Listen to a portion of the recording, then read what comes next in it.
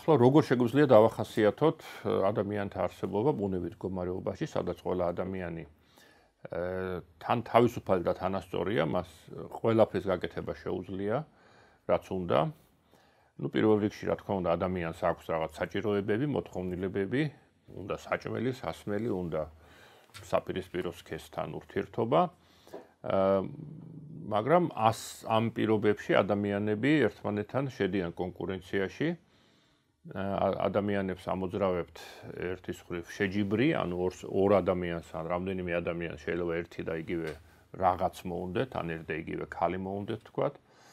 ამავე დროს მათ აქვთ ერთმანეთის შიში და აი ეს ერთმანეთის შიში და უნდობლობა ამოძრავებთ და გარდა ამისა ადამიანებს აქვთ პატივმოყვარეობა, თითოეულ ადამიანს უნდა რაღაცით გამოირჩეს და ასე ვთქვათ, სხვა საჯობოს. და ამის გამო ადამიანები ერთმანეთთან კონკურენციაში და ბრძოლაში აღმოჩნდებიან და აი ამ მუდმივ ქიშფს, მუდმივ ბრძოლას ჰობსი ახასიათებს, მისი ალბათ ყველაზე ცნობილი გამოთქმით, ომი ყველასი ყველას წინააღმდეგ. იმის გამო, რომ ყველა ადამიანი თავისუფალია და თანასწორია, ეს დღეს ძალიან კარგად ჟღერს, ასე ვთქვათ, ეს სიტყვები, მაგრამ თუ ადამიანებს არაფერი არ ზღუდავს და მათ ამ თავისუფლებას და თანასწორობას არაფერი არ არეგულირებს, ეს ამის შედეგად ისინი აღმოჩნდებიან ერთმანეთთან დაპირისპირებაში. ყველა ადამიანი არის ყველა ადამიანის მტერი და ყველა არის ყველასთან ომის მდგომარეობაში. ამ დროს უნდა გავითვალისწინოთ, რომ ომის მდგომარეობა არ ნიშნავს იმას, რომ ყველას ყოველთვის ებრძვის, ყველა მოცემულ ეს მომენტში, მაგრამ ეს ნიშნავს სწორედ უნდობლობას და ერთმანეთის მტრად ხედვას. ანუ მშვიდობა არის ესეთი მდგომარეობა ომისგან განსხვავებით, როდესაც მე უსაფრთხოდ ვგრძნობ თავს და დაცულად და თქვათ არაფრის არ მეშინია, მაგრამ ადამიანებს ერთმანეთისა მუდამ ეშინიათ, ისინი მუდამ ერთმანეთს არ ენდობიან, თუმცა შეიძლება მოცემულ ეს მომენტში ერთმანეთს არ ებრძვიან, ან შეიძლება დროებით თქვათ პირის შეკრან ვიღაც მესამის წინააღმდეგ, მაგრამ მიუხედავად ამისა ისინი არსებითად ომის მდგომარეობაში იმყოფებიან. აი ასეთ ვითარებაში, ომის ვითარებაში, რა თქმა უნდა, ადამიანის მთავარი სურვილი, მთავარი გნებავთ ინსტინქტი და არ ვქვით გინდათ მიზანი არის საკუთარი სიცოცხლის შენარჩუნება, მისი მთავარი ემოცია არის სიკვდილის შიში. და ადამიანის და ამ შემთხვევაში ადამიანი არაფრით არ არის შეზღუდული აი ამ ამოცანის შესრულებაში, რომ გადარჩეს დაიცვას თავისი სიცოცხლე. ეს არის ადამიანის ბუნებითი უფლება, როგორც ჰობსი ითხოვდა, მას შემოაქვს ეს მნიშვნელოვანი ცნება ბუნებითი უფლებისა, რომელიც შემდგომ ზოგადად ადამიანის უფლებების ცნების, ასე ვთქვათ, პროტოტიპია და საფუძველია. ყველა ადამიანს აქვს ბუნებისგან მონიჭებული უფლება დაიცვას თავი და აი ამ თავდაცვაში მას არაფერი არ ზღუდავს. შესაბამისად, არანაირი მორალური შეზღუდვები იმ თვალსაზრისით, რომ სხვის წინააღმდეგ ადამიანმა აგრესია განახორციელოს, არ არსებობს. არ არის აუცილებელი ვთქვათ, რომ მე ვიღაცა დამესხას თავს, რომ მე ამით გავამართლო სხვაზე თავდასხმა, შეიძლება მე დავასწრო მას სხვაზე მას და ისე დავესხა თავს. რატომ? იმიტომ რომ მე ხო მას არ ვენდობი, შეიძლება მას რაღაც ჩაფიქრებული აქვს ჩემს საწინააღმდეგო ცუდი. ასე რომ არანაირი გარანტია არ მაქვს მე, რომ ის არ დამესხება თავს. ამიტომ მე უბრალოდ მას შემიძლია დავასწრო და ამით ვაჯობო.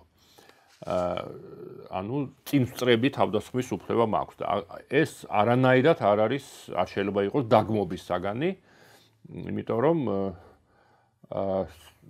ბუნებით მდგომარეობაში არ არსებობს სახელმწიფო, არ არსებობს კანონები და არ არსებობს არც მორალი. აქ შეიძლება ეს ბევრ ადამიანს საკამათოდ მოეჩვენოს, იმიტომ რომ მორალი საფუძველი შეიძლება იყოს თქვათ რელიგია ან რაღაც ადამიანის სინდისი, მაგრამ ჰობსი მაქსიმალურად ასე ვთქვათ ამარტივებს სიტუაციას, ის თვლის რომ სადაც არ არის რაიმე ძალა, რეალური ძალა, რომელიც მიცავს მე, დაიცავს ჩემს სიცოცხლეს და ჩემს საკუთარი თავის გარდა მე არავისი იმედი არ შეიძლება მქონდეს, იქ თქვათ პრინციპი არაკაცკლა არ შეიძლება მუშაობდეს. მე ყველაფრის უფლება მაქვს. და ასევე მე მაქვს უფლება სხვა მოვკლა, მაქვს უფლება სხვა დავიმონო, იმიტომ რომ ამითაც რაღაცნაირად ასე ვთქვათ, საკუთარ თავს ვიცავ, საკუთარ უსაფრთხოებას ვზრდი და ნებისმიერი მოქმედება ჩავიდინო სხვა ადამიანის მიმართ, იმდენად, რამდენადაც ეს ჩემს უსაფრთხოებას გააზრდის. მაგრამ რაც გინდა, ასე ვთქვათ, ფიზიკურად ძლიერი ან ეშმაკი ან გამჭრიახი იყოს ადამიანი და რაც გინდა, ასე ვთქვათ, მან შეძლოს სხვა ადამიანების მიმართ ძალადობის განხორციელება, მაინც შეუძლებელია, რომ ადამიანმა უსაფრთხოდ იგნოს თავი ბუნებით მდგომარეობაში. ყოველთვის იქნებიან სხვები, რომლებიც არანაკლებ შეშინებულები არიან, ვთქვათ, ჩემით და ასევე შეიძლება შეეცადნონ, როდესაც მე მძინავს, ან როდესაც სადღაც ვიხედები, მომეპარონ და მეც ასევე დამესხან თავს. ასე რომ კარგი და დაცული ადამიანის ცხოვრება არასოდეს არ იქნება. ასევე ასეთ ვითარებაში, ანუ ბუნებით ვითარებაში, როდესაც არის მიმდინარეობს ომი ყველას წინააღმდეგ, შეუძლებელია რომ დღევანდელი სიტყვებით რო ვთქვათ, განვითარდეს ეკონომიკა, იმიტომ რომ აზრი არა აქვს მაინც და მაინც რომ რაღაც დათესო, იმიტომ რომ არანაირი გარანტია არ გაქვს იმისა, რომ ვთქვათ, მოესწრები მოსავლის აღებას, ან თუნდაც თუ მოესწარი მოსავლის აღებას, შემდეგ ის მოსავალი შენ შეგრჩება და სხვა არ წაგართმევს. მით უმეტეს არანაირი განვითარება არ იქნება, ვთქვათ, მეცნიერების, განათლების და ასე შემდეგ, იმიტომ რომ ზოგადად ასეთ ვითარებაში ადამიანი შორსწვეტელი ვერ იქნება, იმიტომ რომ ის ხოლმე ამწუთიერ ინტერესებით არის დაკავებული და არ ჩადებს არაფერში ინვესტიციას, ვთქვათ, არც შრომაში, არც ცოდნაში, არც განათლებაში, არც რაღაც მოსავლის დათესვაში, ან რაღაცის მშენებლობაში და ასე შემდეგ. ასე რომ ჰობსი ამბობს, რომ ნებისმიერ შემთხვევაში ეს სიცოცხლე ცხოვრება ამ ბუნებით მდგომარეობაში არის ძალიან ცუდი, საშინელი, ეული, ღარიბი, მწარე, ცხოველური და მოკლე. ეს არის მისი სიტყვები. და აქედან გამომდინარე, ადამიანს არ შეიძლება რომ უნდოდეს ასეთ ცხოვრების გაგრძელება. მას უნდა უნდოდეს, ბუნებრივია მას უნდოდეს რაღაც სხვანაირი ცხოვრება. ანუ ასეთ ვითარებაში მცხოვრები ადამიანი პრაქტიკულად არ განსხვავდება ცხოველისგან, მაგრამ მას აქვს, რა თქმა უნდა, ერთი თვისება, ყველაზე მნიშვნელოვანი თვისება, რაც მას ცხოველისგან განასხვავებს, ეს არის გონება. თუ ცხოველები მხოლოდ ინსტინქტებით ხელმძღვანელობენ, ადამიანს შეუძლია გაიაზროს თავისი ვითარება მთლიანობაში, დაისახოს რაღაც გრძელვადიანი სტრატეგია, დაფიქრდეს, ვთქვათ, რა და რაღაც არა მხოლოდ ამწუთიერ გამოსავალზე იფიქროს, როგორ აჯობოს სხვა ადამიანს და დაამარცხოს იგი, არამედ საერთოდ როგორ შექმნას უკეთესი სიტუაცია და სწორედ ეს გონების ერთგვარად კულტი არის და გონების გამოყენება სწორედ არის ის რითაც ადამიანს შეუძლია რომ თავისი მდგომარეობა არსებითად გაიუმჯობესოს და ეს არსებითი გაუმჯობესება არის სწორედ გადასვლა ბუნებითი მდგომარეობიდან სახელმწიფო მდგომარეობაში. სახელმწიფო მდგომარეობაში ადამიანები გაცილებით უფრო დაცული არიან. რატომ? იმიტომ რომ იქ არსებობს ერთი ხელისუფლება, რომელსაც აქვს ძალის გამოყენების უფლება სხვა ადამიანების მიმართ, მაგრამ მხოლოდ მას აქვს ეს უფლება. შემდეგ უკვე საუკუნეების შემდეგ მაქს ვებერი იტყვის გერმანელი სოციოლოგი, რომ სახელმწიფოს ძირითადი მახასიათებელი არის მონოპოლია ძალის ლეგიტიმურ გამოყენებაზე, ანუ ძალის გამოყენების უფლება მხოლოდ სახელმწიფოს აქვს. ნებისმიერმა სხვა ადამიანმა რომ გამოიყენოს ძალა ეს დანაშაულია, სახელმწიფოს ეს შეუძლია და ეს არის კარგი ადამიანებისთვის, იმიტომ რომ მას სხვა ადამიანებისგან საფრთხე აღარ ემუქრება, იმიტომ რომ სხვა ადამიანებს ეშინიათ სახელმწიფოსი და ამიტომ მე თავს აღარ დამესხმიან, ხოლო სახელმწიფოსაც არა აქვს ასე ვთქვათ მოტივი უმიზეზოდ თავს დაესხას რიგით ადამიანს, იმიტომ რომ მისგან ერთი ადამიანისგან მას საფრთხე არ ემუქრება. ამიტომ ეს რა თქმა უნდა გარანტიას არ იძლევა იმისა, რომ თუნდაც სახელმწიფოში ყველანი უსაფრთხო ვიქნებით და ვიღაცა ცუდმა მეფემ არ მოინდომას თუნდაც ჩემი უმიზეზოდ ჩაგვრა ან შეურაცხყოფის მოყენება ან ჩემზე შეტევა, მაგრამ ეს მაინც გაცილებით უკეთესი ვითარებაა, ვიდრე ბუნებითი მდგომარეობა იყო, სადაც მე ყოველდღიურ, ყოველწამიერ პრობლემას ვაწყდები და მუდამ მეშინია იმისა, რომ ვიღაცა ჩემს წინააღმდეგ ძალადობას გამოიყენებს. მაგრამ როგორ უნდა გადავიდეთ აი ამ ბუნებითი მდგომარეობიდან სახელმწიფო მდგომარეობაზე? აქ შემოდის ორი მნიშვნელოვანი ცნება ჰობსისთვის. ეს არის ბუნებითი კანონი და საზოგადოებრივი ხელშეკრულება.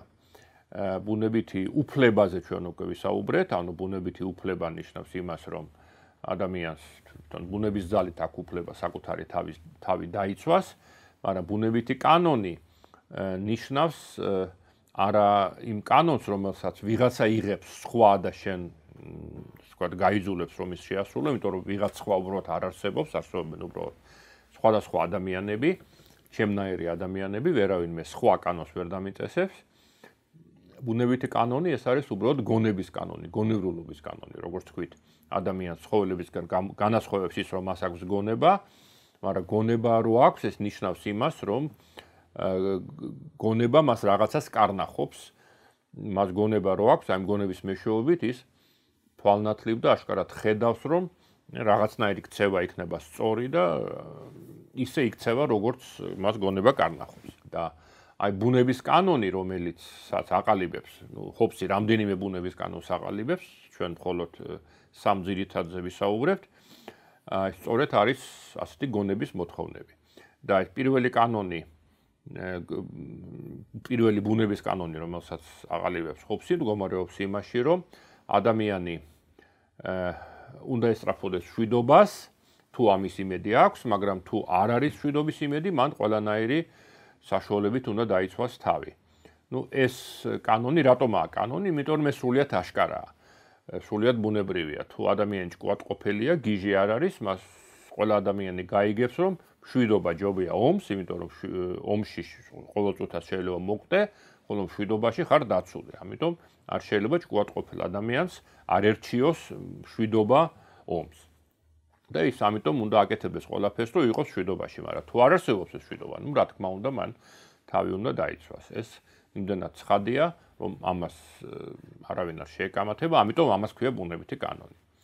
მაგრამ მეორე კანონია, რომელიც პირველიდან გამომდინარეობს გარკვეულად, ის რომ თუ ადამიანს შეუძლია სხვა ადამიანებს შეუთანხმდეს რაღაც ისეთ პირობებზე, რომლის შედეგი იქნება მშვიდობა, მაშინ ადამიანი ასეთ შეთანხმებაზე უნდა წავიდეს. ანუ იმისათვის, რომ მშვიდობა იყოს ადამიანებს შორის, ადამიანები ერთმანეთში უნდა შეთანხმდნენ რაღაც პირობებზე, რომელიც მშვიდობას უზრუნველყოფს.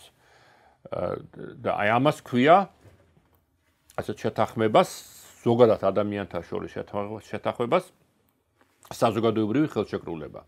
საზოგადოებრივი ხელშეკრულების შინაარსი არის სწორედ ის, რომ არსებობდეს სახელმწიფო, რომელსაც ჩვენ ყველანი ნებაყოფლობით გადავცემთ ძალადობის უფლებას, ანუ ჩვენ სახელმწიფოში აღარ აგვაქვს უფლება, რომ სხვაზე ვიძალადოთ, სხვის მიმართ ძალა გამოვიყენოთ, სამაგიეროდ სახელმწიფო ჩვენ ყველას დაგვიცავს. ეს არის საზოგადოებრივი ხელშეკრულების შინაარსი და თუ ჩვენ ჭკუატყოფელი ადამიანები ვართ, ჩვენ რა თქმა უნდა შევალთ ამ შეთანხმებაში, იმიტომ რომ ამის ალტერნატივა არის ომი ყველას წინააღმდეგ, სადაც ადამიანის ცხოვრება არის საშინელი, მწარე, ეული, ცხოველური და მოკლე.